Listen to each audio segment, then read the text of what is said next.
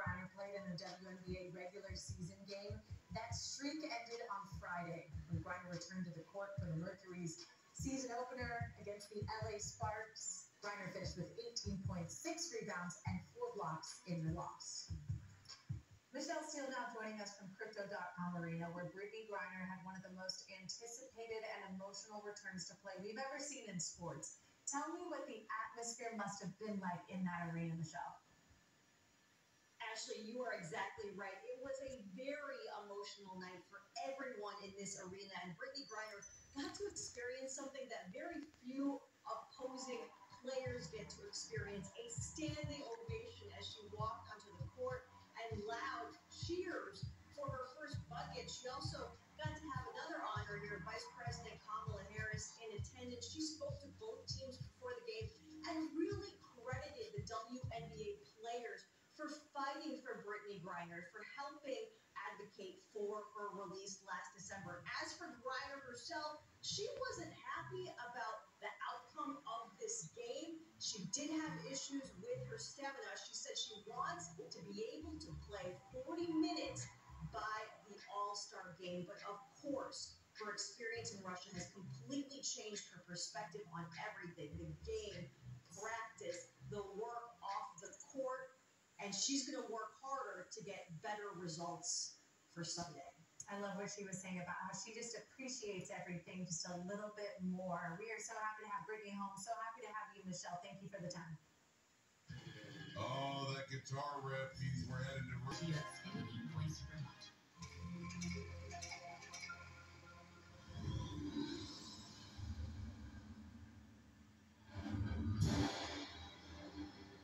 Jim was really engaged in 5 major sports at the same time. It was baseball, lacrosse, football, and basketball, and track. I did a college game, Cotton Bowl, in Dallas. His team, Syracuse, played TCU. I scored every point in the game. He returned kickoff, he returned punt, he kicked off, field goal, and the game's over. And I walked out of the stadium because I just saw the greatest one-man performance I've ever seen in sports. Syracuse was playing Army and lacrosse and Colgate and track on the same Saturday. I went to the lacrosse coach and said, would you have an objection if Jim took part in the track meet? Jim got 2 firsts and second in the track meet, and Syracuse completed a 10-0 season and was the mythical lacrosse champion. Jim Brown, all on one day in the same arena. I played for Cornell. Our whole midfield would guard him. I was playing goalie. Jimmy took 7 shots at me. He scored 4 goals, and the other 3 shots I didn't see. There is no question in my mind that he was the greatest lacrosse player who ever lived. A very legitimate argument can be made that he is the greatest athlete of the 20th century on pure athletic ability. More reaction from around the sports world on the death of Jim Brown. Emmett Smith, my heart aches at this very moment. After hearing of the passing of Jim Brown, he is and was a true legend in sports and in the community, using his platform to help others. Thanks, King. Tony Dorsett, there isn't a man who played running back in the NFL who didn't see Jim Brown as an iconic legend on and off the field. Rest easy, my brother. Myles Garrett, Cleveland Brown, incredibly sad to hear the news. A true icon and an inspiration to many on and off the field. I'll forever cherish hearing his voice welcome me to the city he loved so much. His influence on the game and community will never be forgotten. Rest in eternal peace, Jim Brown. It's Friday, yay! Counting down the top plays. Whole lot of madness going on in the sports world. Here's your 10 best from the PGA Championship Round 2. Gary Woodland in the bunker, using his hybrid to get a better lie. A wise decision. Hashtag post, Dan. Where is Stan? Woodland will finish 8 over, get cut. Engine. Number 9, Sabrina Ionescu. Oh, no! Oh. Shakira Austin. No love for the duck. Missed it. He delivered. Shakira. Number 8, Guardians Mets. After tying the game with a home run, Pete Alonso continues to show off, making the diving stop and throw out at first. What can't he do? He homers and then makes plays on top plays. How about some college softball? We got George Mason and Duke. And Deanna Jennings This is going to have more of an at-bat. No, because George Mason's Rachel Warren says your at-bat is over. She makes the catch, but George Mason loses the game. Number 6, Brewers Rays, Tyrone Taylor. Driving that ball deep to dead center. Jose Siri. Siri, can I get an out? He has the position card in his hand while making that catch. Multi-talented. Rays win, 1-0. What a snap. Class B state championship from Nebraska. It's Elkhorn North against Norris. Norris with the game-tying run on second. Ball into center field. Elkhorn North, Drew Harper. Goes like Bryce Harper. Gets the out. Elkhorn North, 2-1. You are the state champion. Celebrate. So fun. Number 4. World Championships in Hockey, Group B, Kazakhstan, Slovakia. Andrei Shutov. Not one, but 2 amazing stops in front of the net. Using his leg, whatever you gotta do, but just kicks it out there. Kazakhstan will go on the win. All right, we got a softball region. This is in Fayetteville. It's Notre Dame and Oregon, and Oregon's Anna Delgado. Delgado! Oh, yeah, bringing that one back. Great play. Oregon, 5-4 winner. Number 2, more college ball, college baseball. Rutgers, Minnesota Cowboys with a drive. Ryan Lasko with the hustle at the wall. Oh my goodness! The fact that he popped up so quickly after that flew into the boards. You see the way the boards moved, unbelievable in the outfield. All right, number 1 play. Softball NCAA Tuscaloosa region. Long Island loses the game, but Long Island's Alyssa Okada gets the top. What? That ball hit off her glove, then off her hand, and then she caught it with her other hand. That. Look at her. I got it.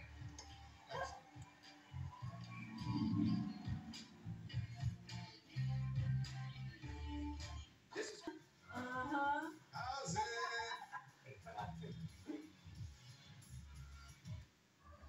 This is Sports Center Los Angeles.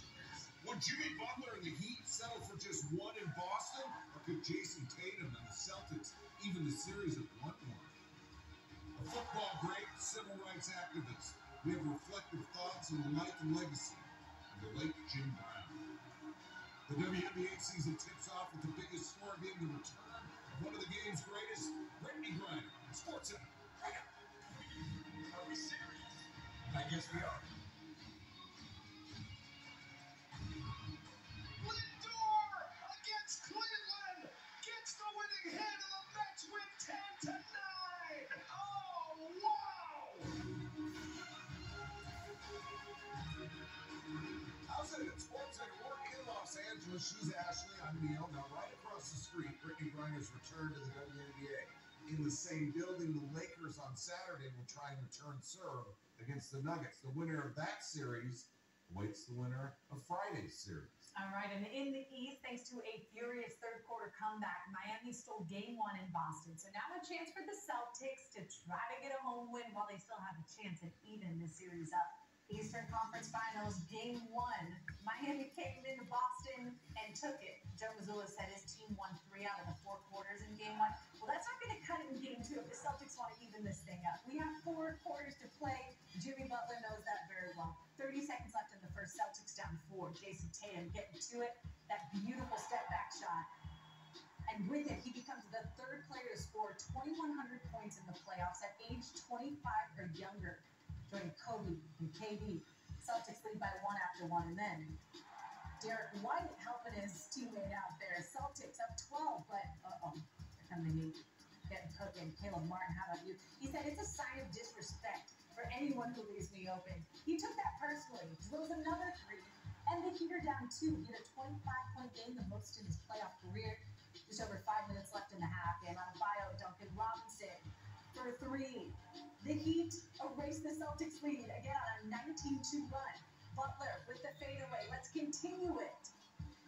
He's exhausted. I don't blame him. Heat are up 4. All right, halftime. Take a break. Come out. Let's see what you do. Celtics have a little bit of life in them. Tatum drives, drills it, lays it in. Then Brown to Tatum. Excuse me, coming through. 2-handed throwdown. And the Garden goes crazy. Celtics take a 1-point lead.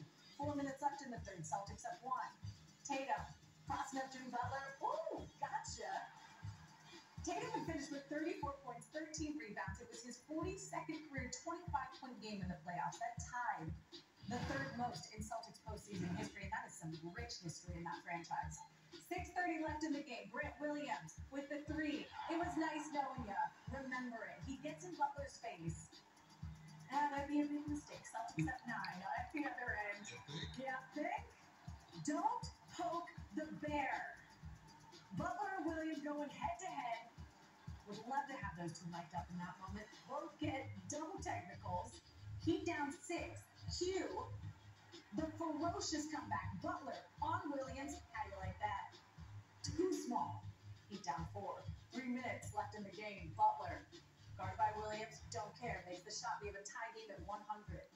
Next Heat possession. Williams on Butler again. Nice try. You don't got it. He says, get him out of here. And wait, no, Williams is actually, he's pulled. Butler went 5 for 6 from the field when Williams was his primary defender in game 2. 1 minute left in the game. Butler misses, that's okay. Bam Adebayo's been on his game. 16 rebounds in this game to pair with 22 points. Heat up 4. Heat up 2 now. Gabe Vincent. We got everybody pouring in for this Heat squad. Heat culture. It's a team effort. Tatum. How about little Magic Lake? None of it in Boston. No luck there. The Heat close this thing out on a 24-9 run. They go up 2-0 with that win. Coach Spo, how you feeling? Feels like this has just been our existence all year long. I guess nobody was really paying attention. You know, but we were in every single game was. It felt like for weeks on end, every game was ending on the last second shot. Whether we were shooting or the other team was shooting it. So you develop some grit. Both of these 2 games, they've been able to come out on top. But who's to say we can't come out on top in the next 2 games? We just got to come ready to play basketball. Can't lose our confidence. It's the first of 4. Should make for a better story. Do you expect this? When that Chicago game is over? Yeah, but just will you reach a point like this now at 2-0 in this series? Maybe other people are talking about a surprise in the series. Your thought on that? We don't care. We never have. We never will. We know what we're capable of. We're going to be in this thing to the end together. Good, bad, indifferent. We are who we are. We are where we are. And we're going to continue to fight together. Are you guys capable in all ways, physically, mentally, talent-wise, to win 4 out of 5? Which you're going to have to do? Yeah. There is still some belief in this Celtics team, but Miami, I mean, they felt this pressure. Miami played a ton of close games all season. That prepared them for what they're facing right now. The Heat have 6 wins this postseason when trailing by 10 or more points. That is 1 shy of tying the most in any postseason over the last 25 years. The return of Brittany Griner after nearly a year of imprisonment in Russia had eyes focused on the Phoenix Mercury Los Angeles Sparks game. That's right across the street from our studio. Vice President Kamala Harris visited both locker rooms. Here she is with the Mercury pregame. I'm so happy to see all of you. You know, I just landed from D.C. on Air Force 2, came in to hang out with my friend Brittany. Thank you for all that you did to support Brittany. Because I know that was rough and that was so difficult for you. A team is a team, that's family. And for you all to have stood together so tight and to keep her story alive through yourselves and your work was so important. Well, they talked about during the game how players wrote her letters while she was in prison. There she comes out onto the court. Brittany Griner hugging Dawn Staley. How about what it sounded like?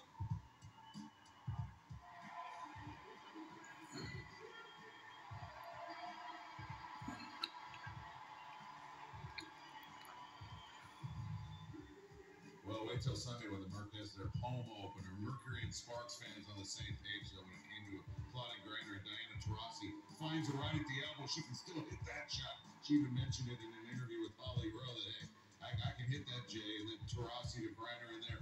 Griner had 18 points, 6 rebounds, 4 blocks. Diana Taurasi finished with 15 points. And it looked early on like the Mercury was going to run away with it. But here come the Sparks. Zaya Cook was unbelievable. 14 points. And the first half, and there's her college coach, Don Staley. That's how you taught her. Sparks were up by as many as 25, led by 13 at the half, and then the Dumacays took over. Here's Nneka. She had 17. Shanae had 15. And this team couldn't shoot three at all last season. Had a bunch of threes, 5 players in double figures. Coach Kurt Miller getting it done. And the Sparks win big. Not good enough. You get the dub. So, whatever I did out there, it was nice to be back on court, a real game and everything. The love from, the fans when I came out was amazing. The players, I definitely feel it. I felt it when I was over there still. Every single lady in this league, coach, that reached out, did anything, I felt that. So it was nice, but performance-wise, just wasn't good enough to then help the team get the dub. I appreciate everything a little bit more. All the little small moments that, I used to just I'm so tired. I don't want to go to practice today. Or, this, that. I think that has changed, honestly. Just appreciating everything because, tomorrow's not guaranteed. You don't know what it's going to look like. So I think that's kind of how it changed a little bit. A lot of familiar faces. Feel a lot older now, too, for some reason. So great seeing her laugh and smile. We'll have much more from Crypto.com Arena later on SportsCenter. Michelle Steele will join us to talk about Brittney Griner's return. And after an unreal Game 1 in the East on Thursday, what would the Golden Knights and Stars provide in the Western Conference Final Game 1? Highlights ahead. So I'm talking to a friend on the phone today, a fellow about 10 years older than me, and he says excitedly, "What a lead you got on the show tonight." Now, you might have thought he meant Heat Celtics Game 2 or the WNBA season tipping off with Brittney Griner in the spotlight. Maybe hockey, maybe Aaron Judge. I knew what he meant, and now you're going to too. Well, the death of Jim Brown did not lead this show. It easily could have. And if you are wondering why or how, Chris Berman lays it out.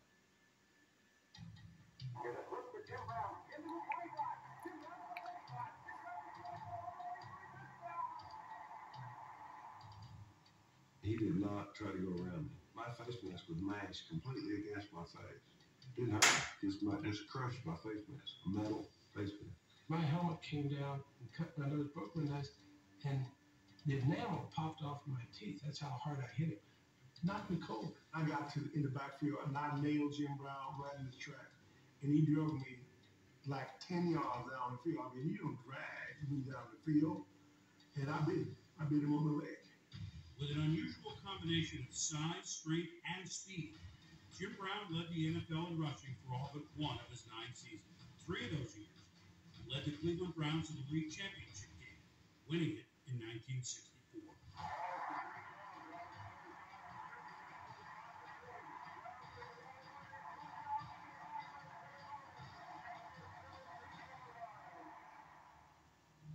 Brown's popularity and rugged exterior translated well to the silver screen. In 1966, Brown was picked to star in the movie The Dirty Dozen. The production was frequently delayed by rain, which kept Brown out of Cleveland's training camp. Owner Art Modell gave Brown an ultimatum: return to the team or leave permanently. After hinting at retirement, the man widely considered the greatest football player of all time officially retired in July of 1966. I had exhausted my ability to play football. I didn't want to play anymore. I wanted to do other things. When I left, I was cool.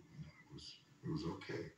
He was almost obsessed with the thought that he did not want to hang on playing professional football long beyond his time. He wanted to be remembered as the great running back who was at the top of his game when he walked away from it.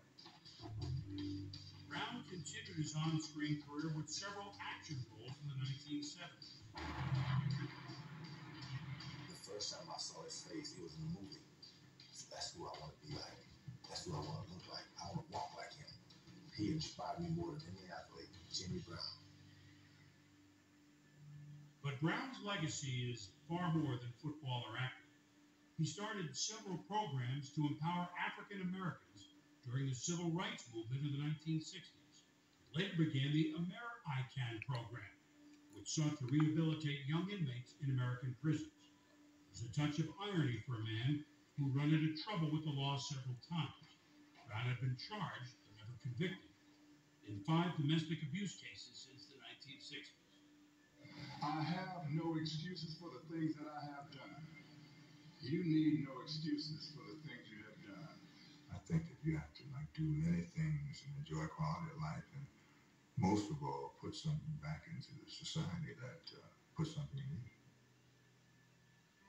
Reaction we begin with LeBron James. We lost a hero today. Rest in paradise to the legend Jim Brown. I hope every black athlete takes the time to educate themselves about this incredible man and what he did to change all our lives. My prayers to your family. I know they are all incredibly proud of everything you did for our community. Barry Sanders. You can't underestimate the impact Jim Brown had on the NFL. He will be greatly missed. Additionally, his generosity and friendship with my family is a gift that we will always treasure. Our thoughts and prayers are with the Brown family and Brown's fans at this time. Former President Barack Obama, I was too young to remember Jim Brown's playing days, but I knew his legacy. One of the greatest football players ever. He was also an actor and activist, speaking out on civil rights and pushing other black athletes to do the same. Our thoughts are with Jim's wife, Monique, his children, and everyone who knew and admired him. Here's Kareem Abdul-Jabbar. When I was still in grade school, he was the running back I wanted to see on Sundays. And I remember going out, freezing out there in Yankee Stadium, watching Jim Brown run against the Giants. After Jim retired, he devoted himself to making a difference in the black community. It's a shame that he didn't achieve more success with what he was doing, but as a leader and someone who had the idea to make things better in the black community, he has no equals. Well, he has some equals, but he's there at the top. Jim Brown, one of football's greatest ever, was 87 years old.